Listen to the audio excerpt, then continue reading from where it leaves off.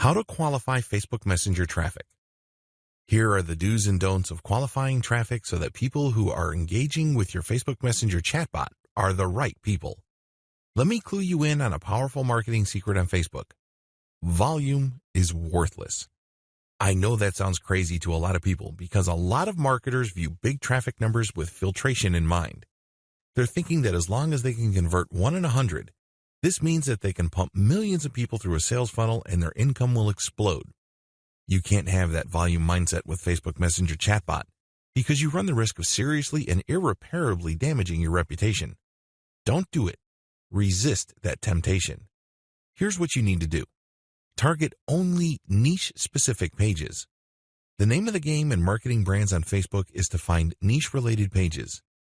Since the people that go to those pages are already interested in the same niche you're in, the more active you are in those pages' comment section, the more visible your brand becomes.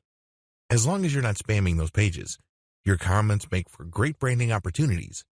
Your comments, which are linked to your Facebook page profile, can actually pull traffic from those pages. This is a great way of qualifying traffic because you're only advertising on pages that are specifically related to your niche.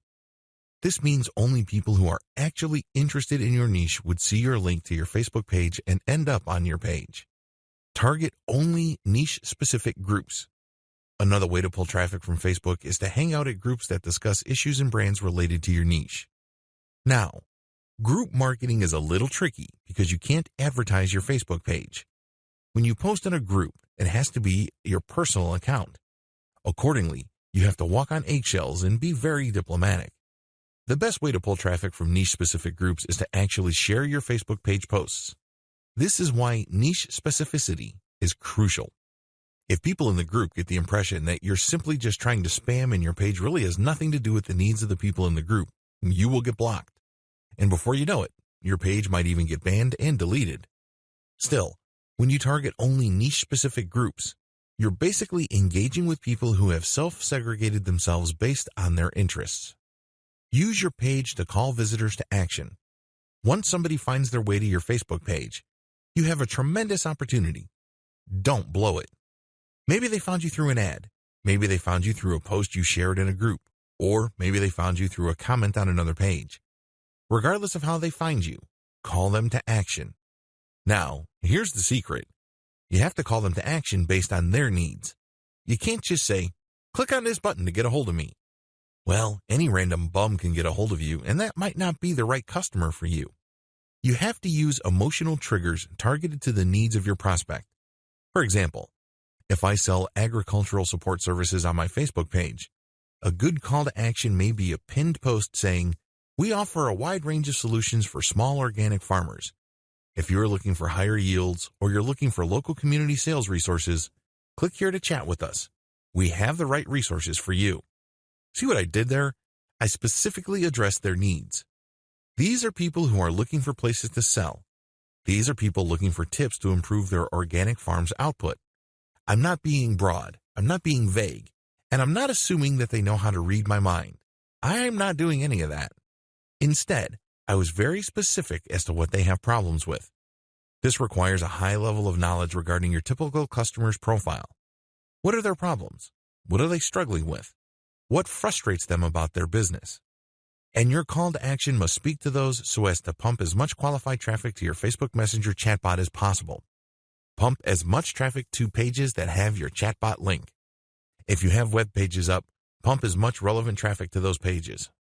Usually, your content will filter people and then at the end, get people to click on your Facebook Messenger link. The chatbot will take care of the rest. In a later video, I will tell you the many different forms this takes. But what's important is that you use your website to draw eyeballs to your chatbot link.